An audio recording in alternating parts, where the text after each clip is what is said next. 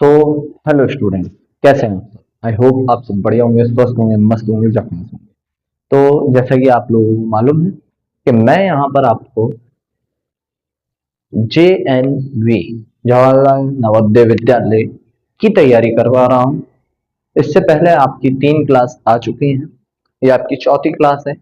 Lecture के हिसाब से देखा जाए तो चौथी क्लास है ये आपकी, जिसमें मैं आपको यहाँ पर अब आज इंग्लिश पढ़ाऊंगा। तो स्वागत करता हूं मैं आपके अपने YouTube चैनल शिक्षा पर। बिना किसी डिले के, बिना किसी बातचीत के, आइए हम सबसे पहले इस वीडियो को शुरू करते हैं। मजा आएगा।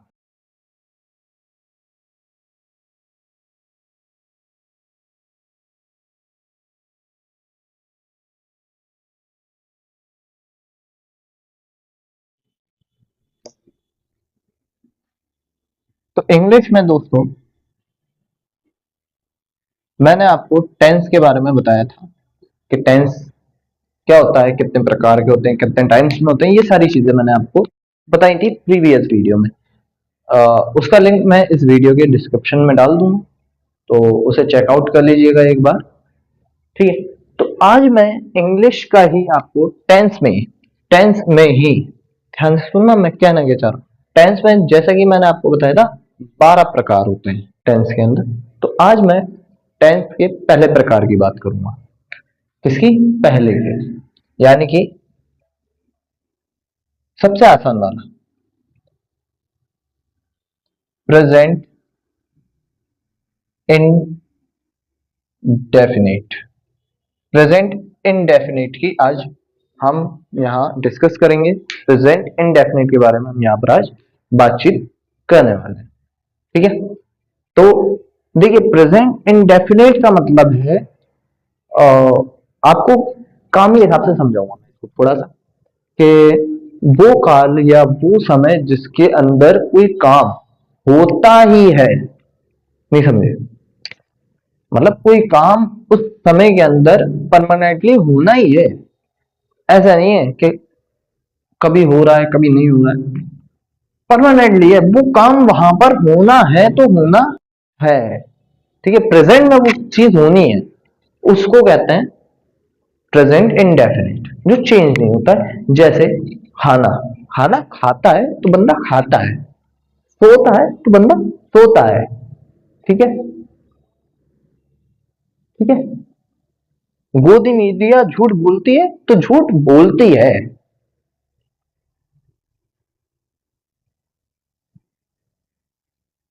चलो खैर, ये कुछ ज्यादा हो गया, भावनाओं में बह गया मैं। आइए वापस इस पे आते हैं।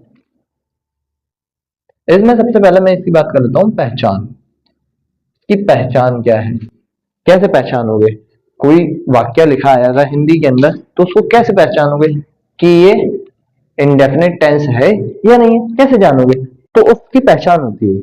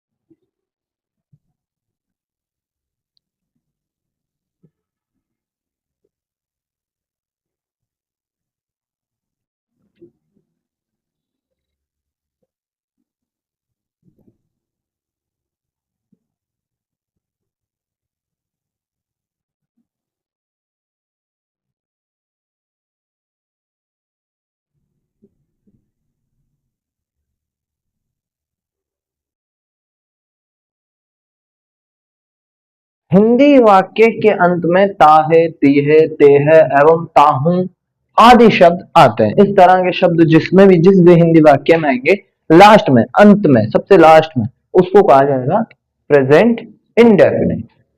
Present indefinite. ठीक है। क्या कहा जाएगा? Present indefinite. देखिए,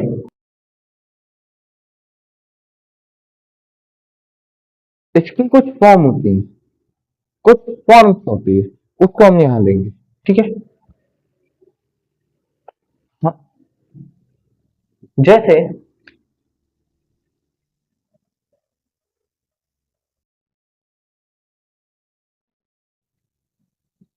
देखो बच्चा पार्टी, हम सबसे पहले इसकी फॉर्म लिखते हैं, है ना। फॉर्म, फॉर्म की बात करते हैं। फॉर्म क्या है? सब्जेक्ट प्लस वर्ब की फर्स्ट फॉर्म प्लस एस या ई एस प्लस ऑब्जेक्ट। अरे नहीं सर, टीसी झूठ बोल रहा हूँ। अरे यार मैं क्यों झूठ बोलूँ, मैं गोदी मीडिया थोड़ी हूँ यार जो बात बात पे झूठ बोलूंगा। ना मैं मोदी जी का भक्त हूँ जो उनकी ये बात मानूंगा। मैं झूठ नहीं बोल रहा, फॉर्म यही होती है। सब्जेक्ट प्लस वर्ब की फर्स्ट फॉर्म प्लस एस या एस प्लस ऑब्जेक्ट। ठीक है। अरे सर चलो ठीक है, मान लिया सर, लेकिन इसमें ये सब्जेक्ट क्या है, वर्ब क्या है, ये भी तो समझाओ। समझा रहा हूं बच्चा, समझा रहा हूं। सब्जेक्ट होता है कर्ता, कार्यकर्ता नहीं। बीजेपी के कार्यकर्ता की बात नहीं कर रहा, कर्ता जो काम करता है। सब्जेक्ट होता है कर्ता। ठीक है। वर्ब, वर्ब होता है क्रिया,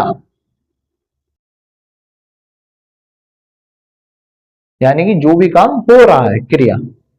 एच ए एस होता है हेल्पिंग वर्ब, यानी कि वर्ब की मदद करने वाला। ऑब्जेक्ट होता है बाकी सब, बाकी जो भी सेंटेंस के अंदर जो बचेगा वो सब ऑब्जेक्ट। अब देखो, देखो बच्चा देखो, समझो। जो काम कर रहा है, जिसके द्वारा काम किया जा रहा है, रमेश सो रहा है।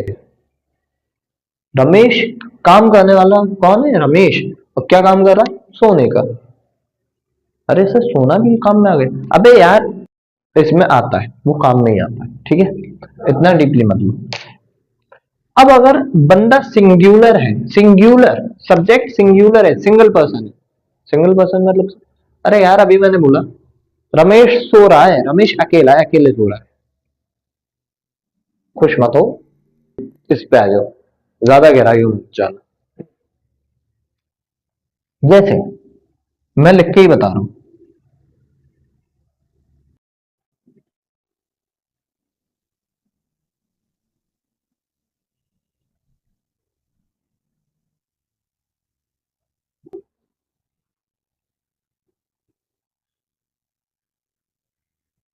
देखो इसमें देख सकते हो तुम लोग, जैसा कि मैंने कहा था सबसे पहले कि वाक्य के लास्ट में ता है, ती है, ते है, ये शब्द आते हैं, तो इसमें क्या आ रहा है? ता है।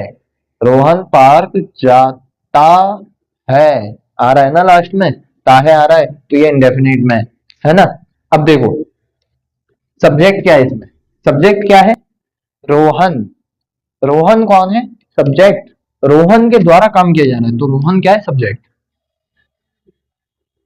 रोहन, काम क्या हो रहा है? काम क्या हो रहा है? काम क्या हो रहा है? जाने का, जाने का काम हो रहा है, चलने का काम हो रहा है। जाने को इंग्लिश में क्या कहते हैं? क्या कहते हैं इंग्लिश में जाने को? गो, है ना, गो कहते हैं। अब इसके साथ क्योंकि ये सिंगल पर्सन है, तो एस या ई एस दोनों में से कोई एक वर्ड लगेगा, तो यहां हम लगाते हैं E S. Rohan goes to. ठीक है। अब बाकी इसमें बचा क्या? पार्क, तो वो जाएगा ऑब्जेक्ट में, यानी कि Rohan goes to park. Rohan goes to park. समझे? समझ में आया? थोड़ा सा बैठा है यहाँ पर। हाँ तो थोड़ा सा तो बैठा। चलो एक और एग्जांपल देता हूं मैं, उसमें मैं प्यूलर की बात करता हूँ। ठीक है, अभी मैंने कहा ना सिंगुलर के साथ तो ऐसे ही ऐसा आएगा, प्यूलर के साथ नहीं आएगा मुन्ना राजा, प्यूलर के साथ नहीं आएगा। देखो समझो इस बात को, मैं कहना क्या चाह रहा हूं। जैसे हो और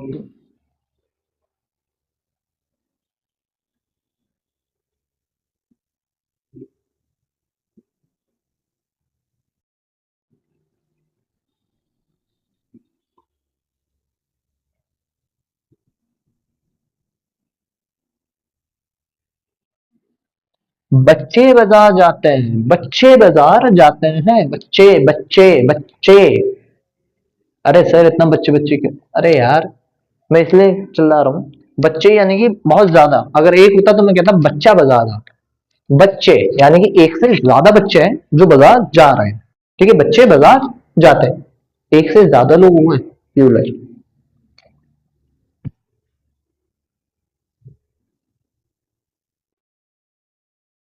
चिल्ड्रंस, चिल्ड्रंस एक से ज्यादा है वो, इसलिए यहाँ पे चिल्ड्रंस लगेगा। ठीक है, क्या कर रहे हैं? जा रहे हैं, जाने को कहते हैं go, childrens go to.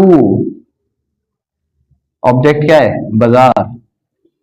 Children's go to market. मैंने इसमें एस या एस कहीं भी नहीं लगाया, कहीं नहीं लगाया, सिंपल लिखा है चिल्ड्रंस गो टू मार्केट। समझे? समझे? आई होप ये समझ में आया हो पूरा, मैं समझाना क्या चाह रहा हूं। ठीक है, अब असल में ये क्या है, ये सेंटेंस होते हैं अफर्मेटिव सेंटेंस। कौन से होते हैं? कौन से होते हैं? Affirmative sentence. नॉर्मल सेंटेंस होते हैं अफर्मेटिव सेंटेंस। अब इसमें ये होते हैं चार प्रकार: affirmative sentence, negative sentence, interrogative sentence और क्वेश्चन। कई बार ये होता है नेगेटिव के भी दो हो जाते हैं, नेगेटिव सॉरी इंटेरोगेटिव के भी दो हो जाते हैं, इंटेरोगेटिव अफर्मेटिव और इंटेरोगेटिव नेगेटिव। और क्वेश्चन वर्ड के भी दो हो जाते हैं, question word affirmative, question word negative. वो इतना डीपली मत जाओ, वो सेंटेंस कहते कहते अपने आप तुम सीख जाओ, अपने आप सीख जाओगे। ठीक है। अरे सर उसका कैसे मालूम पड़ेगा? उसका कैसे मालूम पड़ेगा? Good question. चलो मैं उनकी भी फॉर्म्स यहाँ लिख देता हूँ, है ना।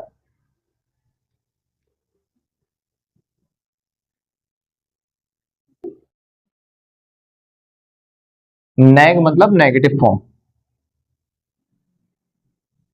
नेगेटिव फॉर्म क्या है? क्या है?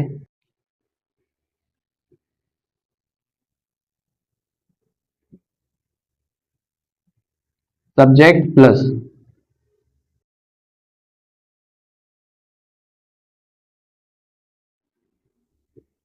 डू या does plus not plus verb की फर्स्ट फॉर्म प्लस ऑब्जेक्ट। जैसे अगर इसी एग्जांपल को ले लूं, इसी को, रोहन पार्क नहीं जाता है, नेगेटिव में नहीं लगता है ना, तो रोहन पार्क नहीं जाता है तो हो जाता Rohan does not go to park. अगर सिंगुलर बंदा है, सिंगल पर्सन की बात हो रही है, सिंगल सब्जेक्ट है, तो उसके साथ लगेगा डज, और अगर प्यूलर है तो उसके साथ लगेगा डू। ठीक है, ठीक है, सिंगल के साथ डज और प्यूलर के साथ डू। मैं ऊपर एस बना रहा हूं सिंगुलर, और इस पे पी बना रहा हूं प्यूलर। ठीक है, इस चीज से थोड़ा सा आप ध्यान रखना। ये तो सिंगुलर के साथ ही लगता है एस या एस, और अगर कोई प्यूलर है तो उसके साथ तो लगना ही नहीं है। ठीक है, अब आती है बात इंटेरोगेटिव। पूरा लिख लेना, जगह कम है इसलिए मैं ऐसे लिख रहा हूं। इंटेरोगेटिव में क्या होता है? इंटेरोगेटिव में क्या होता है? किसी चीज की पूछताछ करना। जो वाक्य ऐसे हो जिनका आंसर सिर्फ हाँ या ना में हो, उसे इंटेरोगेटिव में डाला जाता है। इसमें होता क्या है, डू या डज आगे आ जाता है, प्लस सब्जेक्ट प्लस वर्ब की first form plus object plus question. ठीक है, ये डू या डज का वही फॉर्मूला है, प्यूलर के साथ डू और सिंगुलर के साथ डज, ये सेम है। जैसे अगर इसमें होता क्या बच्चे बाजार जाते हैं, क्या बच्चे बाजार जाते हैं, क्या लग गया? तो कोई भी बंदा इसका सिंपल सा आंसर देगा, हाँ क्या नाम, सिंपल। तो क्या है, क्या बच्चे बाजार जाते हैं, तो इसके लिए लगता do childrens go to market. Plural है वो बहुत सारे हैं, तो इसलिए do children go to market, ये इस तरह से। ठीक है, इसके अलावा अब आता है question word. Question word form क्या होती है? क्वेश्चन वर्ड फॉर्म में देखो, क्वेश्चन वर्ड का मतलब क्या है, ऐसे हिंदी वाक्य जो क्वेश्चन वर्ड्स से शुरू होते हैं, जैसे कब, कहाँ, कैसे, क्यों, किसके साथ, किसके लिए, कितने बजे, ये सारी चीजें, वो सब क्वेश्चन वर्ड में आता है। तो जो हिंदी वाक्य क्वेश्चन वर्ड से शुरू होता है वो सब होता है क्वेश्चन वर्ड फॉर्म के अंदर। ठीक है, जैसे इसमें क्या होता है, जब इंग्लिश सेंटेंस बनाते हैं तो जो भी हिंदी वाक्य के अंदर क्वेश्चन वर्ड आया होता है उसका इंग्लिश ट्रांसलेशन सबसे आगे लिखते हैं। फिर उसके बाद डू या डज, फिर उसके बाद सब्जेक्ट, फिर वर्ब की फर्स्ट फॉर्म, फिर ऑब्जेक्ट और फिर क्वेश्चन। ये इस तरह से, जैसे इसका एग्जांपल मैं बतौर यहां लिख के बता रहा हूं, रुक जाओ।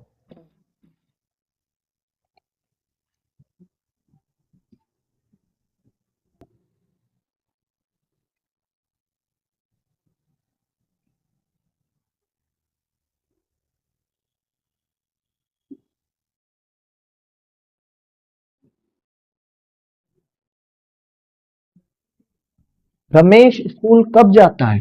रमेश स्कूल कब जाता है? जब आंख खुलती है। क्यों भाई, कोई रमेश है क्या वीडियो देखने में? अगर हो तो बता देना। दिल पे मत देना, मजाक। देखो, रमेश स्कूल कब जाता है भाई, कब जाता है। तो कब, कब इसके अंदर क्वेश्चन क्या है, कब। कब की इंग्लिश क्या होती है, वैन। सबसे आगे क्या आएगा,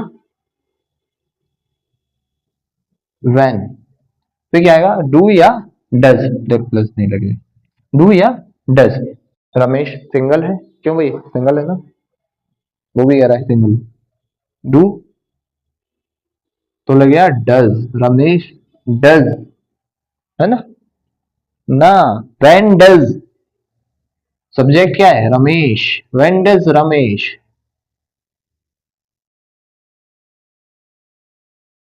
क्रिया क्या हो रही है, जाने की, चलने की, go. When does Ramesh go, when does Ramesh go to, ये बचा।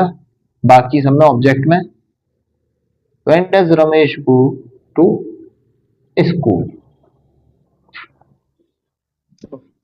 समझ में आया, समझ में आया। आशा करता हूं आप लोगों को ये सारा समझ में आया होगा। इसी के साथ ये आखिरी था, इसी के साथ प्रेजेंट इंडेफिनिट कंप्लीट हुआ।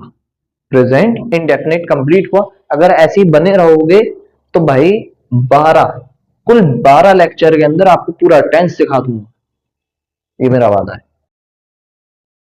बशर्त ये कि आप लोगों को भी थोड़ी सी मेहनत करनी पड़ेगी, है ना। हाँ, तो मैं उम्मीद करता हूँ आप लोगों को वीडियो समझ में आई हो। जहां जिसको नहीं समझ में आई है वो वीडियो को पॉज करो, दोबारा देखो, और अगर तब भी समझ में ना आए तो मुझे कमेंट में पूछो। ठीक है, इसमें मैं जो बार बार वर्ब वर्ब चिल्ला रहा हूँ, यानी कि क्रिया, क्रिया की 3 फॉर्म होती है, first form, second form, third form. अगर उसकी पीडीएफ चाहिए आप लोगों को तो मुझे कमेंट में बता देना, मैं पीडीएफ शेयर कर दूंगा।